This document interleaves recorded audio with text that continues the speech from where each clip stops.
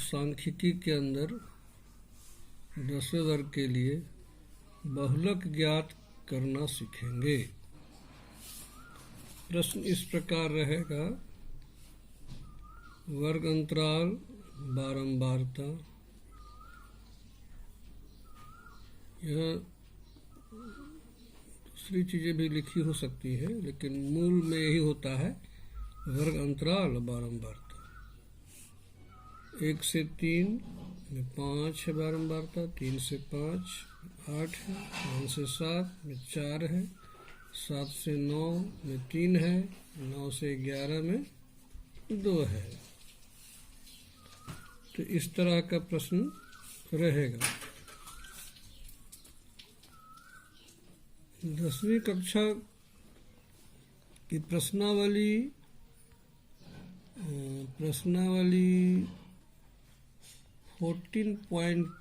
14.2 में आपको इसको हल करना है। वहाँ बहुत सारे प्रश्न हैं, हमने एक छोटा सा प्रश्न लिया समझाने के लिए, सब ऐसे ही बनेंगे। तो इसको बनाने के पहले हम लोग बहुलक निकालने का सूत्र से थोड़ा सा परिचित हो लें। बहुलक बराबर क्या होता है, L प्लस ब्रैकेट के अंदर F1 माइनस F0 बटे 2F1 minus F0 minus F2 गुने H। ये बहुलक ज्ञात करने का सूत्र हुआ। सबसे पहले विद्यार्थी लोग इस सूत्र को 15-20 बार लिख लें। लिखने से वो भूलेंगे नहीं, उन्हें याद रहेगा। अब सवाल उठता है कि बहुलक ज्ञात करने के लिए हमें क्या क्या चाहिए, L, F1, F0, F2, H, ये सब चाहिए। तो ये सब कहाँ मिलेंगे? सब यहीं मिलेंगे, ही छिपा हुआ है, इसी प्रश्न में छिपा हुआ है ये सब। बस हम लोगों को ढूंढ करके निकालना है, सीखना है। तो शुरुआत कहाँ से किया जाए, देखिए हम लोग शुरुआत करेंगे सर्वाधिक बारंबारता से।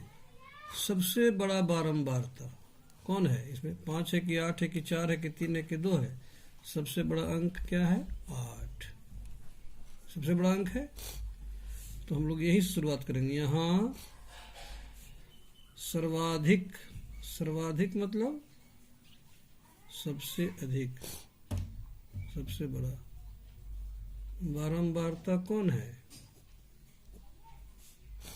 8। सर्वाधिक बारंबारता क्या है? 8।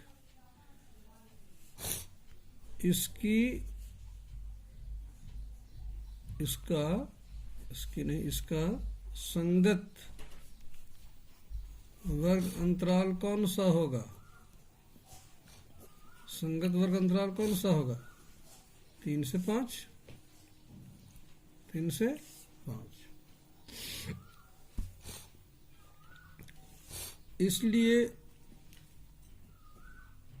बहुलक वर्ग भी 3 से 5 ही होगा। ये बात समझ आई? सबसे पहले हम लोग चुनेंगे कि सबसे बड़ा बारंबारता कौन है, तो 8 है।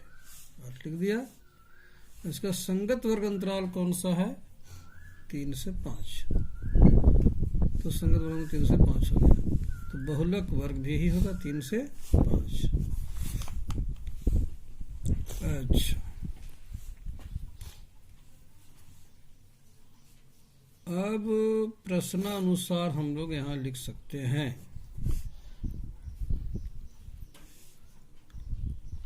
ध्यान रहे, ये बहुलक वर्ग है।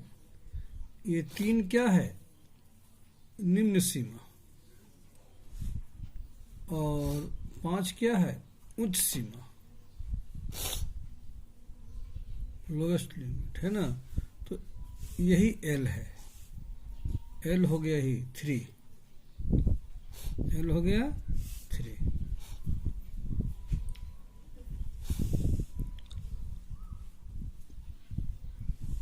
अब F1 है, हमारा F1 यही 8 सर्वाधिक बारंबारता जो है सो F1 बराबर 8।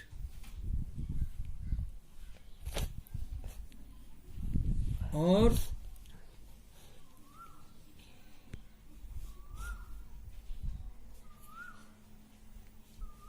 F1 के पहले क्या आता है? F0। जैसे हम लोग कहीं अंक लिखते हैं तो 0 1 2 लिखते हैं, तो 1 के पहले क्या है? 0, और 1 के बाद क्या है? 2। तो हम लोग F1 हो जाएगा तुम्हारा 8। तो F0 क्या होगा? माने ठीक इसके पहले वाला। F0 का मतलब हुआ कि सर्वाधिक बारंबारता के ठीक पहले वाली बारंबारता, वही हो जाएगा 5।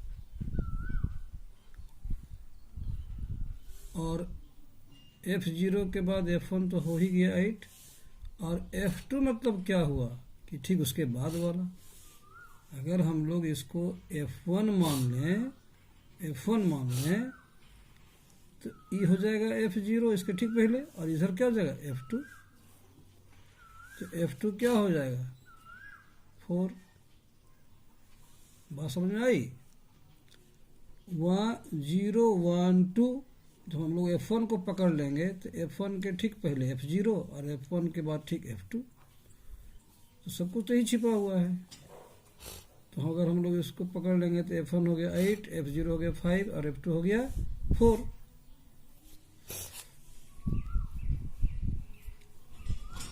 अच्छा, एक क्या बच गया? सब कुछ हो गया, यहाँ पर H बच गया। H बराबर ये कितना का अंतर भाग रहा है सब में? 2 का। अगर हम लोग 5 में 3 घटा दें तो कितना बचेगा? 2। वही वर्ग आमाप इसको कहते हैं, वर्ग आमाप। इसको H से जानते हैं, क्या हो जाएगा? 3 से 5 में अंतर कितना है भाई? 2 का अंतर है। तो ये हो गया। इसलिए बहुलक वर्ग बराबर, अब इसको हम सूत्र में बैठा देंगे, आराम से निकल जाएगा। L हमारा कितना निकला? 3 प्लस F1 कितना है?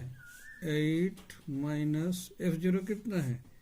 5 बटे 2F1, 2 गुने F1, यानी F1 मतलब 8 माइनस F0 कितना है? 5 माइनस F2 कितना है? 4, और H हमारा कितना आ गया? 2। बस इसको हल कर देना है। 3 प्लस 8 में 5 जाएगा तो क्या बचेगा? 3, 8 2 जा 16, और 2 16 हो गया, माइनस 5 ही माइनस में और 4 भी माइनस में, दोनों जुट जाएगा लेकिन चिन्ह वही होगा। 5 और 4 9 गुने 2, 3 प्लस 3 बटे कितना हो जाएगा?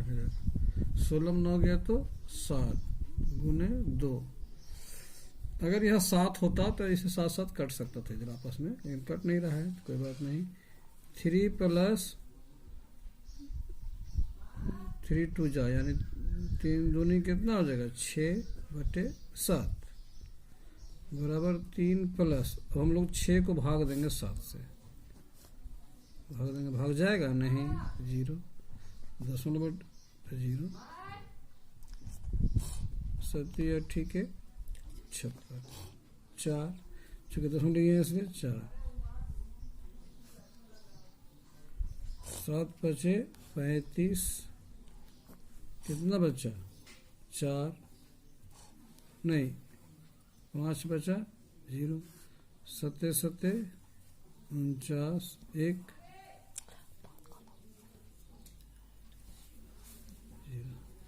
7 1 7। आ ही रहा है। हम लोग इसको ऐसा लिख सकते हैं कि चूंकि 7 के बाद 1 आ रहा है तो इस 7 को हटा करके एक हम जोड़ सकते हैं। जैसे आगे कितना 0.857 काफ़ी है, 3 अंक लेना। 3 प्लस 0.8 7 को हटा करके जब 5 या 5 से अधिक आने लगे तो इसको हटा के 1 जोड़ा जा सकता है इसमें। तो कितना होगा 6, 8, 6 हो गया। 7 को हटा करके इसके बदले 1 इसमें जोड़ दिए हैं। नियम है कि 5 या 5 से अधिक आवे तो उसको हटा करके बगल वाले अंक में 1 जोड़ा जा सकता है। अब इसको जोड़ेंगे, कैसे जोड़ेंगे? 3.00 जोड़ रहे हैं 3 में, 0.86 जोड़ रहे हैं तो क्या होगा 6, 8, 3। तो हमारा आंसर क्या हो गया 3.86। यही आपका हो गया आंसर।